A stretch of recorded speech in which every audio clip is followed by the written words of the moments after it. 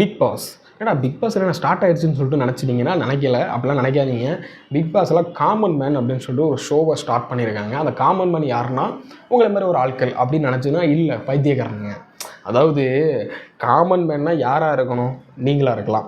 இப்போ நீங்கள் இந்த வியூவர்ஸ் பார்த்துட்ருக்கீங்க, நார்மலாக ஒரு ஒர்க் பண்ணிகிட்ருக்கிறீங்க, ஏதோ ஒரு ஐடி ஜாபோ இல்லைனா வந்து கடையிலையோ இல்லைனா வந்து நீங்கள் ஓனாக பிஸ்னஸோ இல்லைனா வேறு ஏதோ ஒன்று வச்சுட்ருக்கிறீங்க, காமனாக இருக்கிறீங்க. எந்த சோஷியல் மீடியா பிளாட்ஃபார்ம்லேயும் ஒரு ரீல்ஸாவோ வேறு எதுவும் பண்ணாமல் இருக்கிறீங்க அப்படின்னா ஒரு காமன் மேன். புரியுதா உங்களுக்கு? இப்போ நான் இருக்கிறேன்னு நான் கூட ஒரு இன்ஃப்ளூன்சராக மாறினேன். வெறும் 2000 சப்ஸ்கிரைபர் வச்சுருந்தாலும் நானும் ஒரு மீடியாவில் ஏதோ ஒரு இதில் நானும் உட்காந்து போட்டுட்ருக்கேன், 4 பேர் பார்க்குறாங்க.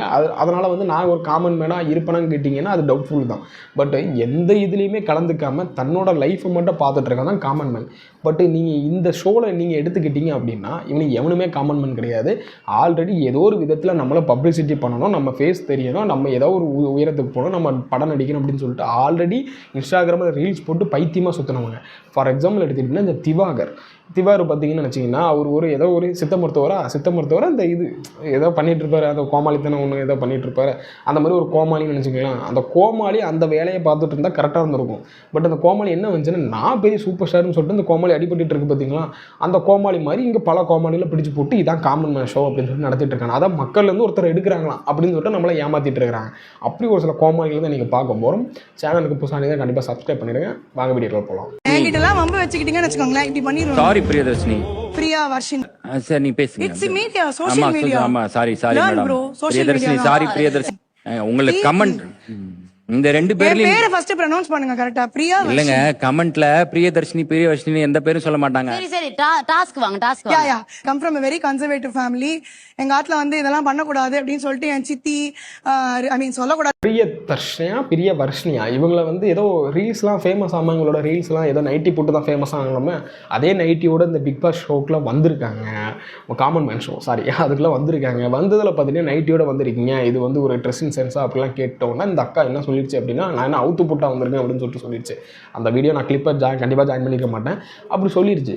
சொன்ன உடனே பார்த்தீங்கன்னா இது ஒன்றே வெளியில் வந்துட்டு ஜட்ஜஸ்லாம் ஆது பூஜிங்கிறது கத்துனாங்க. இது ஒரு நெகட்டிவாகவும் உட்காந்து பேசுகிறாங்க. ஏன் ட்ரெஸ்ஸிங் சென்ஸில் இது ஓட்டுறீங்க அப்படி இப்படிலாம் உட்காந்து சொல்லிட்டு இருந்தீங்க. என்னை பொறுத்த வரைக்கும் இது இப்போ டிபேட்லாம் வச்சு பண்ணிட்டு இருக்கிறானுங்க. ஒருத்தன் என்ன சொல்கிறான், டிபேட்னா ஒருத்தன் வீடியோ போடுறான். ஏன் எப்படி நைட்டி போட்டு வந்தால் என்ன தப்பு, ஏன் இவங்க ஜட்ஜஸ்லாம் இப்படி ஒழுங்காக இது போடுறாங்களா, ஏன் பிக் பாஸ் ஷோக்கில் ஒழுங்காக ட்ரெஸ்ஸை போடல அப்படின்னு கேட்டிங்க அப்படின்னா இடம் பொருள் ஏவல் இருக்குது அப்படின்னு சொல்லிட்டு உட்காந்து சொல்கிறானுங்க. நான் ஒன்று சொல்கிறேன், இடம் பொருள் ஏவல் இருக்குல்ல, கரெக்டு தானே, இல்லைன்னு சொல்லல. உங்கள் பிக் பாஸ் ஷோக்குள்ளே பிக் பாஸ்க்குள்ளே உள்ளே நடக்கும்போது ட்ரெஸ்ஸிங் சென்ஸ் சூப்பராக போட்டாங்களா, எல்லாரும் போட்டு அறுத்து கிழிச்சிட்டாங்களா, அத்தனை பேர் வந்து நல்லா மூடிட்டு உட்காந்துருந்தாங்களான்னு தான் ஒரு கேள்வி.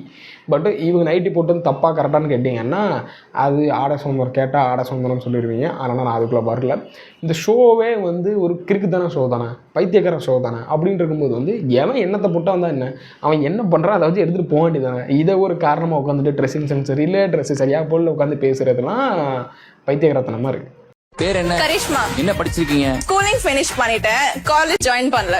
ஏன்? ஏன்னா எனக்கு இஷ்டம் இல்ல, வீட்லயும் யாரும் ஏதோ கேட்கல. உங்களுக்கு கார் இருக்கு, உங்களுக்கு வீடு இருக்கு, பிரிவிலேஜோட இருக்கீங்க. உங்களை எதுக்காக நாங்க பிக் பாஸ் வீட்டுக்குள்ள அனுப்பணும்? உங்களுக்கும் எல்லாமே இருக்கு, நீங்க வந்து ஜட்ஜ் பண்றீங்க தானே. இப்போ பிச்சை எடுக்கணும், சாப்பாட்டுக்கே வழி இல்ல. பிச்சை போடுமா, 10 நாளா சாப்பிடலமா. நீங்க பண்ண பெர்ஃபார்மன்ஸ் எதுவுமே எனக்கு பிடிக்கல. இந்த பொண்ணு கரெக்டாக தானே கேள்வி கேட்குது, உங்ககிட்டே எல்லாம் இருக்குது தானே, நீங்கள் ஏன் வந்து ஜட்ஜ் பண்ணுறீங்க அப்படின்ட்டு. அக்கா அப்படிலாம் இல்லை, அவங்களாம் உள்ள பிக் பாஸ்குள்ளே போய் பல கருத்துக்கள் ஆரி அவர்களை கூட ஒரு சில விதத்தில் ஏற்றுக்கிற மாதிரி இருந்தாலும் இந்த பக்கத்தில் 2 பேர் உட்காந்துருக்காங்கல்ல. ஓவியா கூட நான் ஃபஸ்ட்டு பிக் பாஸ் சீசனில் அந்த ஓவியா வெளியே போச்சு. அதுக்கப்புறம் என்ன இந்த பரணி அவர் வெளியே போனதுக்கப்புறம் அந்த பிக் பாஸை மூடி பொழிச்சு வந்தான். அதுக்கப்புறம் பார்த்தீங்கன்னா அந்த முத்துக்குமரன் இருக்கும் போதில் ஒரு ஷோ ஒன்று பார்த்தேன். கவின் அவர்கள் இருக்கும் போது பாதி எபிசோடு ஒரு 50 எபிசோடு தான் பார்த்துருப்பேன். ஏன் பிக் பாஸில் அதுக்கப்புறம் போன வருஷம் கொஞ்சம் எபிசோடு பார்த்தேன், அவ்வளோதான், முடிஞ்சு போச்சு. அதுக்கப்புறம் பிக் பாஸை கடையை மூடியாச்சு. இந்த வருஷம் நல்லா இருக்கா நல்லா இல்லாமல் போதான்னு தெரியாது. பட் இதை பேசாமல் உள்ளே அனுப்புங்க. ஜட்ஜஸே உட்கார 3 பேர் ஜட்ஜஸே கோமாளித்தனம் உட்காந்து பண்ணிகிட்டு இருக்குது. இந்த மாதிரி ஆட்களை உள்ளே அனுப்ப வேண்டியதானே. உங்களுக்கு தேவை வந்து பிக் பாஸ்க்குள்ளே கண்டென்ட் வேணும், உள்ளே சண்டை போடணும், இது நல்லா நறுக்குன்னு ஒரு கேள்வி கேட்டுவிட்டு ஜட்ஜஸ்க்குள்ளேயே உட்காந்துருந்து உள்ளே அனுப்புனீங்கன்னா நல்லா ஃபைட் பேக்காக இருக்கும். உட்காந்து நல்லா வேடிக்கை பார்க்கலாம். அதுக்கு தான் உட்காந்து எல்லாரும் பிக் பாஸ் பார்த்துட்டு இருக்கீங்க. சண்டை போடணும், ஒருத்தன் சண்டை போடுறதை மாற்றி திட்டுறானுங்க, அடிபிடி சண்டை போட்டால் உட்காந்து வேடிக்கை பார்க்குறவங்க சூப்பராக இருக்கும்ல. அதுக்கு தானே இந்த ஷோ எல்லாரும் பார்க்குறீங்க. கரெக்டாக இந்த ஷோக்கு வந்ததுக்கான உண்மையான ரீசன் விமன் சேஃப்டி. உங்களுக்குமே சேஃப்டி இல்ல, உங்களுக்குமே சேஃப்டி இல்ல, சோ பீப்பிள் சேஃப்டி. உங்களை மாதிரி ஃபேக்கா இருக்கிறதுக்கு நான் ஃபேக் மாதிரி கொஞ்சம் எவ்வளவோ பரவாயில்ல. நான் வடக்கி பேசுங்க, உங்க ஸ்டாண்டர்டுக்கு என்னால கீழே இறங்க முடியாது. கருமத்தெல்லாம் கொண்டு எரிவிடா, பேசாம இருக்கிறா. My character deserves it. இவங்களுக்கு அப்படி கிடையாது. நம்ம ஹீ ஹூ மேக்கப்லாம் போட்டுட்டு இதெல்லாம் பேசணும்னா அது கிடையாது. பிக் பாஸை பொறுத்த வரைக்கும் ஒன்று கேட்டிங்க அப்படின்னா 2 பேர் நண்பர்களே உள்ளே போனாலும் கொளுத்தி போட்டு அவங்கள பிரித்து விட்டுரும். இதுதான் உண்மையான ரீசன். ஏன் கணவர் மனைவி உள்ளே போனாலே கொளுத்தி போட்டு பிரித்து விட்டு அவங்க உள்ள என்ன நடந்துச்சுன்னு போன வருஷம் நீங்கள் பிக் பாஸ் பார்த்தவங்களே தெரியும். இப்போ அவங்க லைஃப் எப்படி இருக்குதோ யாருக்கு தெரியும். அதாவது ஒரு எப்படி சொல்கிற கணவன் மனைவி உள்ளே வந்தாங்க. வரும்போது நான் கூட ஒரு ஆள்கிட்ட சொன்னேன், என்னோடய மனைவிகிட்ட கூட சொன்னேன். அவங்க பிக் பாஸ் நாங்கள் போன வருஷம் பார்க்கும்போது கூட நான் ஃபுல் எபிசோட் பார்க்கல, ஆனால் கொஞ்சம் கொஞ்சம் விட்டு பார்த்தேன். ஏன்னா ஒரு டைமில் வந்து கொஞ்சம் பார்க்கலாமேன்னு சொல்கிறதுக்காக பார்த்தேன். பார்க்கும்போது நான் சொன்னேன், அந்த கணவன் மனைவினா ஃபஸ்ட் டைம் உள்ளே வராங்க அப்படின்னு. நான் அப்போ என் ஒய்ஃப்ட்ட சொன்னேன், கண்டிப்பாக இவங்க 2 பேருக்குள்ள சண்டை வரும்.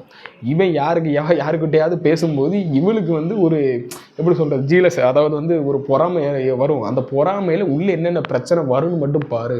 இவங்க 2 பேருமே நிலச்சிருக்க மாட்டாங்க. அதிகபட்சம் ஒரு 2 வாரம் 3 வாரத்தில் ஓடிடும். இல்லைன்னா ஒரே வாரத்தில் ஓடுறதுக்கான வாய்ப்புகளும் அதிகமாக இருக்குது. பிரச்சனை கண்டிப்பாக வரும்னு சொன்னேன். அதே மறுபடியும் நடந்துச்சு. பிக் பாஸ் அனுப்புனது அதுக்கு தான் அனுப்புனாங்க. உள்ளே இதை வச்சு ஒரு கண்டென்ட் தேர்த்துலாண்டு. உண்மையை சொல்ல போனால் அதை வச்சு பல கண்டென்ட் வந்து பிக் பாஸ் போன தடவை தேர்த்தினாலும் அந்த இதை வந்து காப்பாற்ற முடியல அந்த ஷோ. அது அப்போவே பால் ஊற்றி சங்கு ஊற்றி ஒரு வாரத்திலே மூடிட்டாங்க போன வருஷம் பிக் பாஸை. என்னது இது வந்து நான் பிக் பாஸ் வந்து போர்டு இது ப்ளீஸ் ஹெல்ப் விஜய் டிவியா சோசியல் மீடியால இதை வச்சிட்டு முட்டி போட்டு நான் தான் ஓகே. எதுக்காக இப்படி ஒரு முட்டி போட்டு நடந்து வரணுங்கிற ஒரு முடிவு எடுத்தீங்க? நான் வந்து 12th வரைக்கும் தான் என்னோட ஸ்டோரி சொல்றேன். நான் வந்து 12th வரைக்கும் தான் படிச்சிருக்கேன். அதுக்கு மேல பெரிய படிப்புலாம் வந்து நான் படிக்கல. சோஷியல் மீடியால ஏதாச்சும் பிரிச்சா அச்சீவ் பண்ணணும் அப்படின்றதுக்காக தான் நான் இந்த வாய்ப்பு எடுத்தேன். பட் ஆனால் அது ஒரு அன்மெச்சூர்டா போயிட்டதுனால மொத்தமே உடஞ்சி. அதாவது நீங்கள் எல்லாரும் இவனை பார்த்துருப்பீங்க. நானும் ஒரு தடவை எப்போ ஒரு கட்டி ரீல்ஸில் நான் இவனை பார்த்தேன். முட்டி போட்டு இருந்து please Kalpi Vijay TV big பாஸில் எடுத்துக்கங்க அப்படின்னு சொல்லிட்டு ஆல்மோஸ்ட் ஒரு 2 வருஷம் இந்த மாதிரி பண்ணியிருப்பான்னு நினைக்கிறேன். அவனுங்க இவன் பிக் பாஸ் ஷோவே பார்த்தது இல்லையா உங்க சொல்லிட்டு ஏதாவது நம்ப முடியுது அவங்களுக்கு. அவன் அதாங்க சொல்கிறான், அதாவது நான் பிக் பாஸ் ஷோவே பார்த்ததில்ல அப்படி. அப்போ எதுக்கு நீ உள்ளே வரணும் அப்படின்னா அவனுக்கு வந்து ஜட்ஜஸ் கேட்குறாங்க. இது வரைக்கும் நீங்கள் பார்த்ததில் உங்களுக்கு என்ன தெரிஞ்சிருக்கும் அப்படின்னா கோமாளிகள், மொத்த கூட்டமும் கோமாளிகள். நான் ஒரு 3-4 பேரை தான் காமிச்சிருக்கேன். அத்தனை பேரும் கோமாளித்தனம் பண்ணுறாங்களா? எவனா ஒருத்தன் ஒழுங்காக பேசியிருக்கிறானா, எவனா ஒருத்தன் ஒழுங்காக இருக்கிறானா, ஏன்னா ஜட்ஜஸ் தான் ஒழுங்காக இருக்கிறான் அப்படின்னு கேட்டிங்கன்னா யாரும் ஒழுங்கு இல்லை. இந்த பிக் பாஸ்குள்ளே போகணுன்னா பைத்தியக்காரனாக இருந்தால் நீங்கள் உள்ளே போகலாம். அதை தவிர்த்து வேறு எந்த குவாலிஃபிகேஷனும் கிடையாது. ஒன்று பைத்தியக்காரன் தானே பண்ணணும், இல்லைனா சண்டை போடணும், இல்லைனா வந்து ஏதாவது ஒன்று பண்ணணும். புரியுதா உங்களுக்கு? ஏதாவது ஒன்று பண்ணிங்க பைத்தியக்காரன் தானம் பண்ணி இருந்துங்க மட்டும்தான் போக முடியும். சாதாரண மக்கள் உள்ளே போகணும்னு நினச்சிங்கன்னா அவங்க 1 வாரம் கூட தாக்க பிடிக்க முடியாது. ஏன் 1 நாள் கூட தாக்க பிடிக்க முடியாது.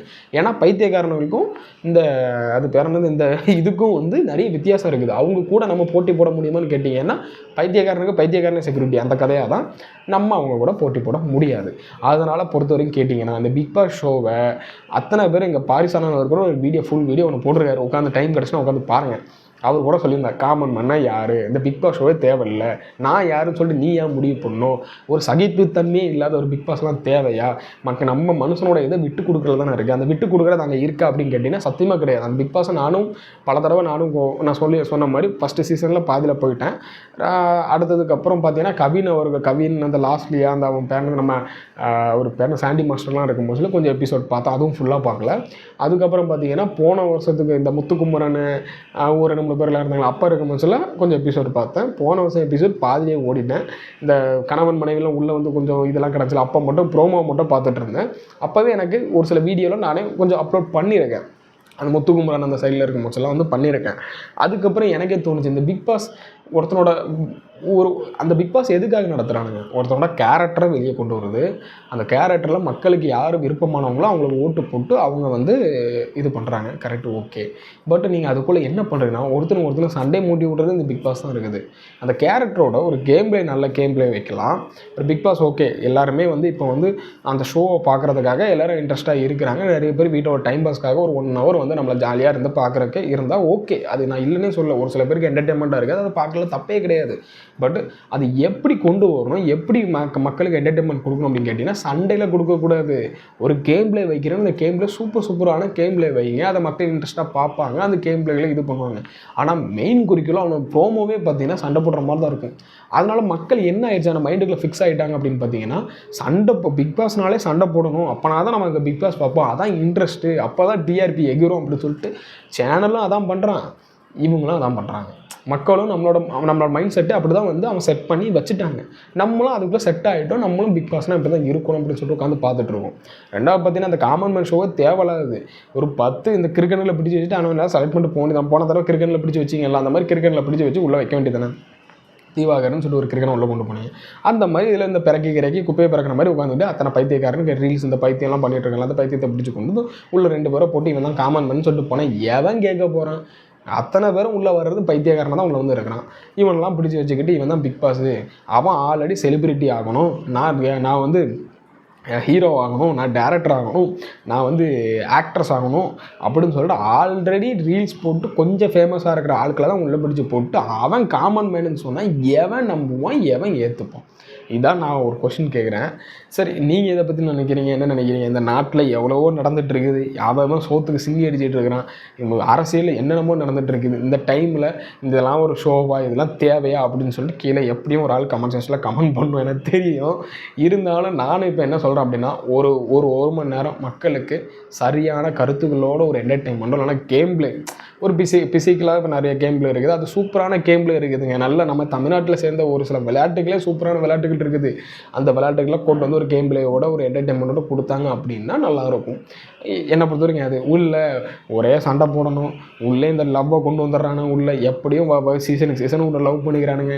இது வந்து ஆல்ரெடி செட்டப்பா ஸ்கிரிப்டடா என்ன ஏது எதுவுமே தெரியாது. சரி, ஒரு சில பேர் என்ன சொன்னாலும் அதை உட்காந்து பார்க்க தான் போகிறேன். ஏன் நானே பார்த்துருக்கேன். அதுக்குன்னா நான் உத்தமன், நான் பார்க்காதீங்க அப்படிலாம் சொல்லலை. அது அவங்க தனிப்பட்ட விருப்பம். நீ பாருங்கள், பார்க்காம போங்க. மற்றபடி எந்த இதை பார்த்தாலும் நல்ல விஷயத்தை மட்டும் எடுத்துடுங்க, கெட்ட விஷயத்தை தூர தள்ளிடுங்க. நீங்கள் இதை பற்றி நினைக்கிறத சொல்லிட்டு கீழே கமெண்ட்ஸில் கமெண்ட் பண்ணுங்கள். சேனலுக்கு புதுசாக இருந்ததுன்னா கண்டிப்பாக செக்இன் பண்ணி ஓகே இவன் சேனலை சப்ஸ்கிரைப் பண்ணலாமான்னு கொஞ்சம் பார்த்துடுங்கன்னா இந்த நான் எப்பவும் போடுற கண்டென்ட்டோட இது வேறு கண்டென்ட். அதனால் நீங்கள் அதை பார்த்துட்டு சப்ஸ்கிரைப் பண்ணுங்கள். அடுத்த வீடியோ பார்க்கலாம். பாய்.